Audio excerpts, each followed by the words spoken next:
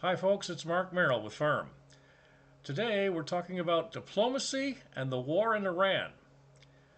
We've got some segments from Hillsdale College's IMPRIMUS magazine from February of 2026. As you can see, we have a little copy of it here titled Recovering the Lost Art of Diplomacy. That's what it says here. And we've got an audio interview from hillsdale.edu online with a conversation from Hillsdale President Larry Arnn and host Hugh Hewitt on the war in Iran and the U.S. involvement with it. Now we're going to continue here, folks. Before we get to that interview, as far as the diplomacy is concerned, the situation of the United States today is not so different from other great powers throughout history. We face a rising peer in China, a resurgent Russia, plus Iran, and don't forget North Korea, rather. Numerous other smaller opponents like the Houthis. As two consecutive national defense strategies have made clear, our military is not postured or equipped to fight all of these opponents simultaneously. That's unlikely to change anytime soon with America having a $30 trillion debt. And the running focus of U.S. diplomacy should be to ensure favorable balances of power in the world's major regions, like Europe, of course, the Middle East, and the Far East. Our diplomacy, meaning the United States, needs to foster a sufficient degree of indigenous stability in the first two of these regions through the skillful use of coalitions such that we are able to concentrate greater United States military effort against the main threat, which really is China. I think we'd all agree with that now, wouldn't we, folks? Hope so, anyway. Now, re-embracing the balance of power logic will require changing how the U.S. has approached foreign policy in the past generation. Effective diplomacy, by contrast, starts from the much more grounded and conservative recognition that national resources and national let's try that again, shall we? Effective diplomacy, by contrast, starts from the much more grounded and conservative recognition that national resources and national will are precious and finite, and that the chief duty of leaders is to use them shrewdly and sparingly on the attainable ends that matter most. And acceptance of limits goes hand in hand with an emphasis on diplomacy's main role in strategy, which is to place constraints on the accumulation of hostile power, such as Iran in this case. Diplomacy is not a surrender, according to this writer. We'll give you his name in a minute, folks. It is not a surrender, and talking to an opponent is not a reward for good behavior. In dealings with China, Russia, or Iran, U.S. diplomats' initiatives must always be measured not by the success or optics, or by whether they support an abstract goal, but by whether the outcome results in greater or weaker constraints on a rival's ability to harm us and our interests. Does it increase or decrease the dependency on us? Does it aid or complicate his ability to concentrate military power against us? Does it even ease or impede his path of conquest? A corollary has to do with allies. America has a large number of allies that any great power in history has ever had. As a maritime power in the style of Venice and Britain, America benefits from having allies at the world's choke points and in strategic regions. But diplomacy with allies, too, must be judged by its outcomes. The writer here, which we'll give you in just a moment, he concludes as this lead up to the interview. He says he's optimistic that our country can recover the lost art of diplomacy. Over the past year, the Trump administration has undertaken more big diplomatic initiatives than probably all previous post-Cold War administrations combined. breakthrough in Gaza, efforts to end the war in Ukraine, and the ongoing reform of American alliances and efforts to renegotiate the trade relationship with China show that Americans are capable of wielding diplomacy as an instrument of strategic statewide and stateward in the style of Teddy Roosevelt. So that's just an introduction, folks, to what we're talking about today, the issue of diplomacy and the war in Iran. Now, for most Americans, we at Firm believe that just about all of us want peace more than war and conflicts in our lives. So, aren't we dealing with enough of them as it is right now? In present day, end of April 2026? It's had enough, especially from the left. The damn deflectocrats. We also got some rhinos out there, folks. If you know who they are, you can let us know too, alright? Right there. fairnessandreportingmedia@gmail.com. fairnessandreportingmedia@gmail.com. We'd like to hear your thoughts and other ideas for topics as well. But to avoid more war and get back to peace and business as usual, or maybe even America as it once was, if we'll ever return to that, that remains to be seen, of course. So here is now that conversation between Hillsdale's president Larry Arnn and guest host Hugh Hewitt on the war in Iran. This took place around the end of March.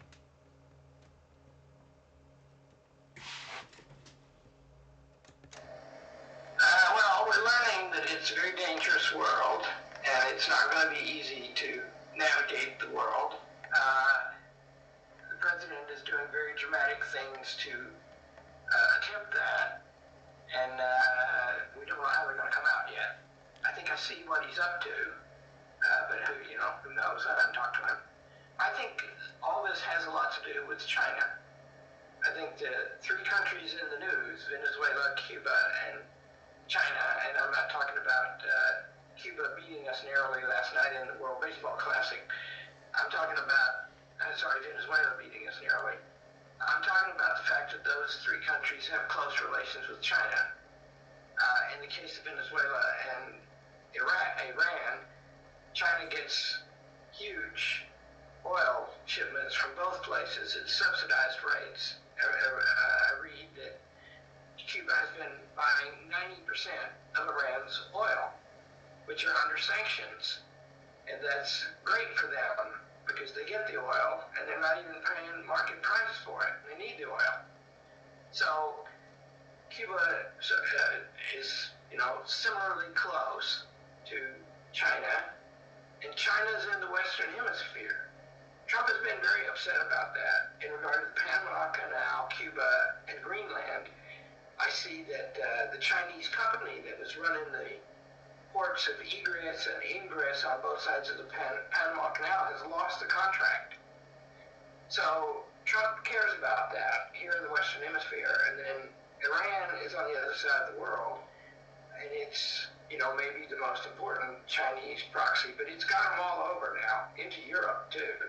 And so it looks to me like a strategic move. These things look like strategic moves to keep China from taking over the world.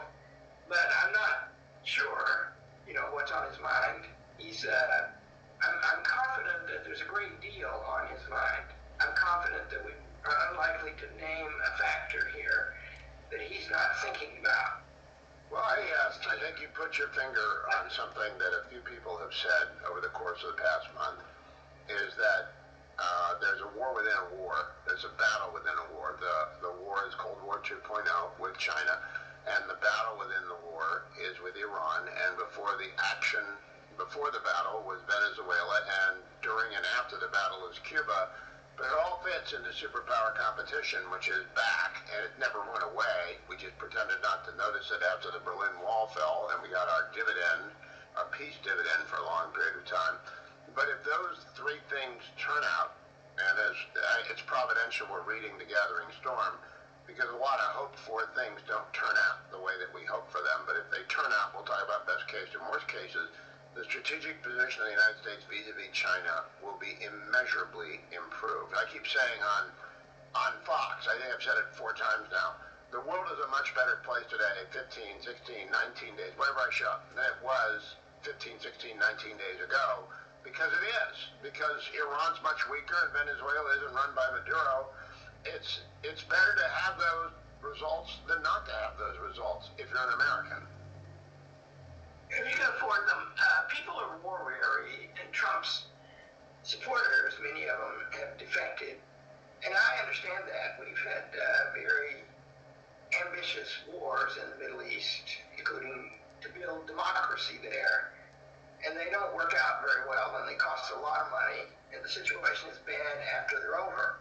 It looks to me like Trump has more limited war aims here, which means more reasonable probably. And I think that we will, I think, I was reading today what he said last night and this morning, I think we might just declare victory. Everybody's saying, what's his end game, right? We're going to say boots on the ground and open the Straits of Hormuz. I wouldn't, I can only guess. I bet he doesn't know right now because he's weighing factors and they're changing every day. But I could see him just declaring victory and going home. And Iran is weaker than it was 2 weeks ago. And he could do that and say, we come back if we have to.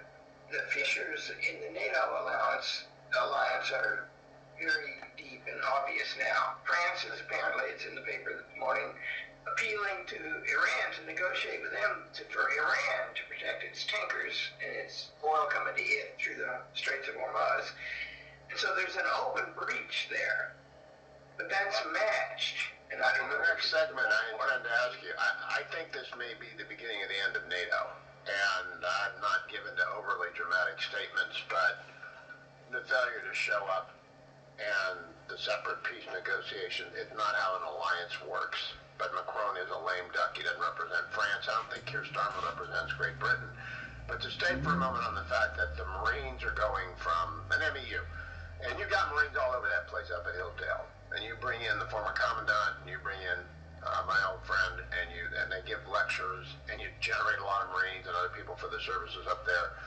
2,500 Marines and an MEU and all the supporting crap. They can do a lot of different things. They could go to Karg Island. They could take up positions on the Iranian side of the strait. They could go off of Yemen and menace them. They can do a lot of things. I also don't think it would be a bad thing if we just pounded them for 4 more weeks or 8 weeks from the air, so that there is very little left to make war with, and then dare them to close the straits, because if they hit a ship, we'll have to do something else. Like you said, options are on the table. And here's there's a strain of thought that's legitimate and big, and it is the original foreign policy of the United States avoided long-term alliances and avoided involvements in the world outside the Western Hemisphere, the Monroe Doctrine. But that itself, by the way, was built on an alliance with the British and their Navy, which agreed with the thing and helped us to enforce the Monroe Doctrine. There's always been alliances. We've been reluctant about them, and we were off here by ourselves on a continent by ourselves, and we were very keen to get control of the continent, which we did. And that was a major achievement, to extend free government across that vast land. When they started out with the intention to do that, they didn't know how big the continent was. They'd never traversed it. That was a whole human generation later that they achieved that with Lewis and Clark. So one train of thought is we don't have to worry about the Straits of Hormuz. And I will just say there's something to that. We are an oil-independent power. Trump appealed for help to police the straits and open them up to the people who really are dependent on it, and all of them have declined. And, so there's an argument for, okay, we don't want Iran to be a nuclear power with long-range guided missiles that can reach us. And we don't want that, right? And so we are taking steps to prevent that. But maybe we don't care as much about the Straits of Hormuz That's a question to be open. It does involve the price of oil, though, since oil is an international market and it's close to $100 a barrel today, as we're talking on Wednesday for airing on Friday. I'll be right back with Dr. Arnn. And we thank Dr. Arnn from Hillsdale College, as well as Hugh Hewitt, the guest interviewer, who also does contribute to Hillsdale College and IMPRIMUS. And we will also now give you folks a brief rundown as to a little bit of a biography on the gentleman that did write the opening that was given to us, or that was provided, we should say, to us from this article right here you see before you about diplomacy and the lost art of it and how we can recover it. So the gentleman, his name is A. Wes Mitchell. Initial A, Wes Mitchell. He's a principal and co-founder at the Marathon Initiative, which is a strategy think tank. From 2017 to 2019, he served as Assistant Secretary of State for European and Eurasian Affairs. I think he's quite capable of expressing his views on this matter. He received a BA from Texas Tech University, a master's from Georgetown, and a PhD, or a PHIL it says here, not a PhD, from the Otto Suhr Institute for an organization over in Berlin, Germany. So we thank Mr. Mitchell, or Dr. Mitchell, maybe we should say at this point, helping us on this firm episode of Diplomacy in the War in Iran and the recovery of the lost art of diplomacy. After that interview there with Dr. Arnn of Hillsdale College, talking with Hugh Hewitt, who, by the way, is a Fox News contributor, for more information, Firm has also supplied the links so that you can have them yourself, folks, and look them up and review them. And there's lots more podcast interviews such as that on hillsdale.edu. And we'll make sure and get that up there in the comments section for this particular episode. Thanks again for joining us on Firm. Mark Merrill, as always, your host, Fairness in Reporting Media. Contact us anytime with details of what you'd like to hear for topics, possibly, at fairnessinreportingmedia@gmail.com, fairnessinreportingmedia@gmail.com, 24 hours a day, 7 days a week. We're also on YouTube, X, and Substack. As always, folks, safe travels and peace to all.